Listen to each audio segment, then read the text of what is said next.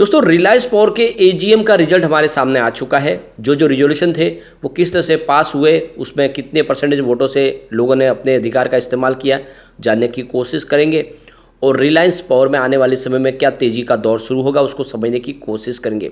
दूसरी तरफ Jayaprakash power ventures limited ने अपने क्वार्टर 1 के रिजल्ट को डिक्लेयर कर दिया है। रिजल्ट काफ़ी उत्साहवर्धक है। अभी ईयर ऑन बेसिस पे रिजल्ट तो आपको उतना ठीक दिखाई नहीं देगा, लेकिन क्वार्टर बेसिस पे एक शानदार हमें जंप देखने को मिला है, क्योंकि पिछले क्वार्टर में कंपनी लॉस में थी, इस बार शानदार प्रॉफिट में आ चुकी है। और ये जो आंकड़े हैं उत्साहवर्धक है, जो इशारा करे कि आने वाले समय एक शानदार तेजी का दौर शुरू हो सकता है। तो अच्छे से हम रिजल्ट को एनालिस करेंगे और जानने की कोशिश करेंगे क्या जेपी पावर में इन्वेस्टमेंट करना चाहिए। लेकिन फ्रेंड उससे पहले अगर आप पहली बार हमारे चैनल पे आए तो चैनल को सब्सक्राइब कर दीजिए, एक बेल आइकॉन दबा दीजिए ताकि जब भी नया वीडियो बने पहला नोटिफिकेशन आपको मिले। वीडियो पसंद आए तो लाइक शेयर जरूर कीजिए। चलो फ्रेंड्स वीडियो स्टार्ट करते हैं। मैं हूँ आपका दोस्त एस बी दवे और हमारे अपने चैनल ऑनलाइन कमाई में आपका बहुत बहुत स्वागत है। सबसे पहले जेपी पावर के कारोबार की बात करें तो देख सकते हो कि स्टॉक की शुरुआत 6 पर हुई और देख सकते हो कि 5.95 का लो बना, 6.05 का हाई बना और अंत में क्लोजिंग 5.95 पर हुई। तो आप देख सकते हो कि क्लोजिंग फ्राइडे की 5.95 पर है, लेकिन इंट्राडे में 6.05 का हाई भी बना। इसका मतलब स्टॉक अभी भी 6 के आसपास ही है और काफ़ी समय से 6 के मजबूत सपोर्ट के आसपास है। अब चलते हम रिजल्ट की तरफ। सबसे पहले अगर हम सेल्स के आंकड़ों की बात करें तो जून 2022 में कंपनी का सेल्स 1820 करोड़ के आसपास था।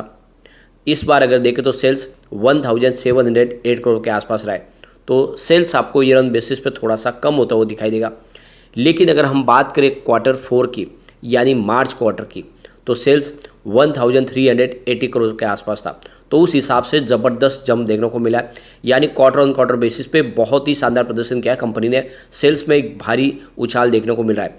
और अगर आप देखें तो पिछले जून में हमने सेल्स अच्छा देखा था, बाकी ओवरऑल अगर आप पिछले 2 साल की परफॉर्मेंस देखें उस हिसाब से सेल्स अच्छा है।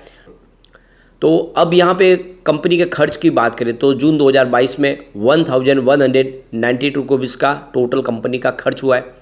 इस बार खर्च 1186 करोड़ के आसपास रहा है। तो थोड़ा सा खर्च कम हुआ है और इसके पीछे वजह है कि कारोबार कम हो तो खर्च में तो फर्क आएगी। पिछले क्वार्टर की बात करें खर्च इनका 1158 करोड़ के आसपास थी।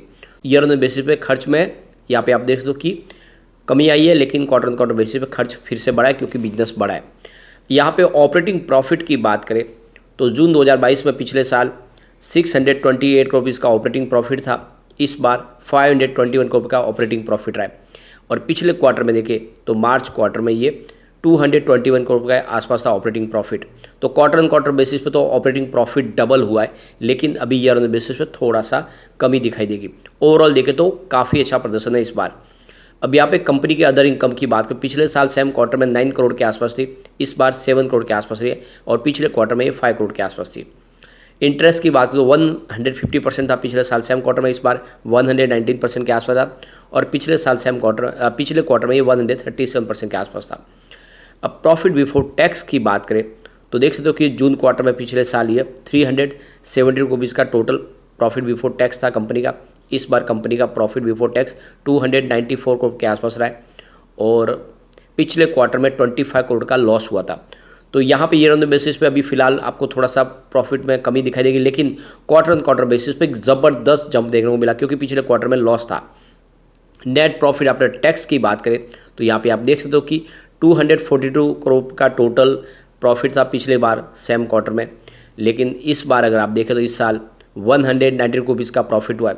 तो ईयर ऑन द बेसिस पे अभी फिलहाल प्रॉफिट थोड़ा सा आपको कम दिखाई देगा, लेकिन पिछले क्वार्टर में 41 करोड़ का कंपनी को लॉस था। तो उस हिसाब से तो बहुत ही शानदार प्रदर्शन किया है।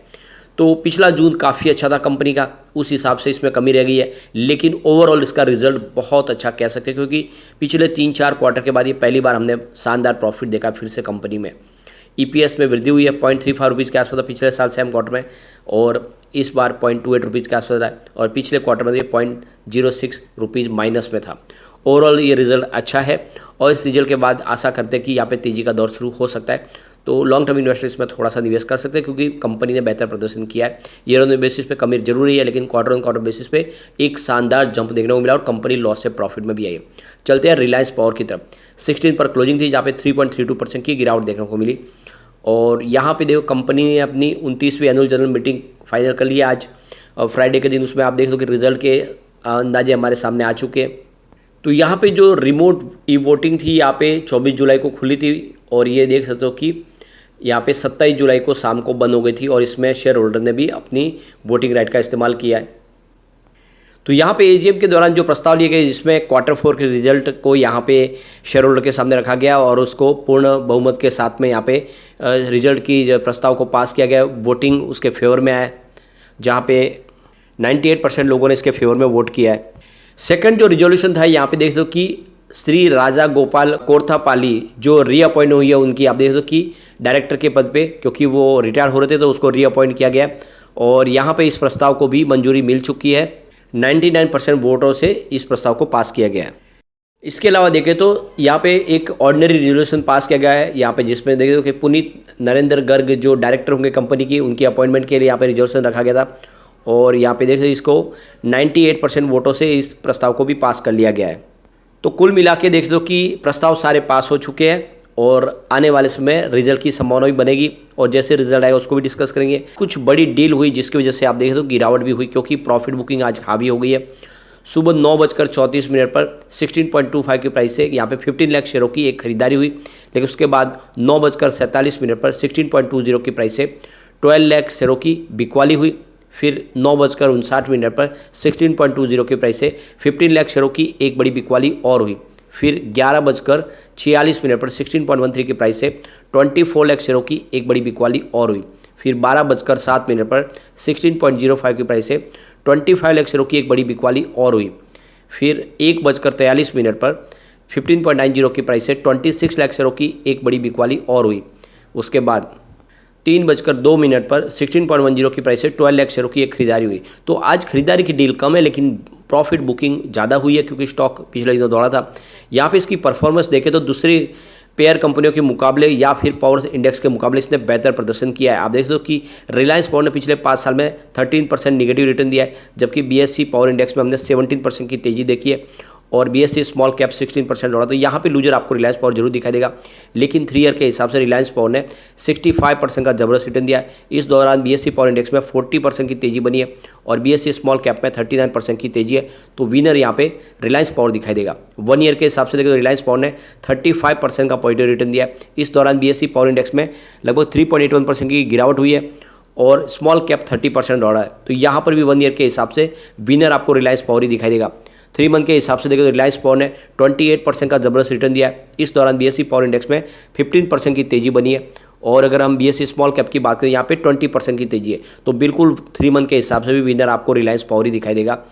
1 मंथ की बात करें तो रिलायंस पावर ने यहाँ पे 16% का शानदार रिटर्न दिया है, जबकि BSE पावर इंडेक्स में इस दौरान 8% की तेजी बनी है और BSE स्मॉल कैप में 6% की तेजी है। तो 1 मंथ के हिसाब से भी बिल्कुल यहाँ पे विनर आपको रिलायंस पावर ही दिखाई देगा। यानी लगातार इसका रिटर्न बहुत अच्छा है पावर इंडेक्स के मुकाबले, स्मॉल कैप के मुकाबले। लेकिन ईयर टू डेट के हिसाब से अगर देखें तो BSE स्मॉल कैप ने 19% की तेजी बताई है, पावर इंडेक्स -2.32% रहा है, लेकिन रिलायंस पावर में 12% की तेजी बनी है। तो यहाँ पे आपको विनर BSE स्मॉल कैप दिखाई देगा। ओवरऑल इसकी प्रदर्शन काफ़ी अच्छा है, जो ये इशारा करे कि आप लॉन्ग टर्म में इन्वेस्टमेंट कर सकते हैं। आने वाले समय आपको एक बेहतर रिटर्न की संभावना बन सकती है, तो निवेश आपको करना चाहिए। लेकिन फ्रेंड, कोई भी इन्वेस्टमेंट करने से पहले अपने फाइनेंशियल एडवाइजर से भी ले ले या अपना खुद का रिसर्च करें, क्योंकि मैंने वीडियो आपके एजुकेशनल पर्पज़ के लिए ही बनाया। वीडियो पसंद आए तो लाइक से जुड़ कीजिए और चैनल को सब्सक्राइब कर दीजिए। Thank you friend.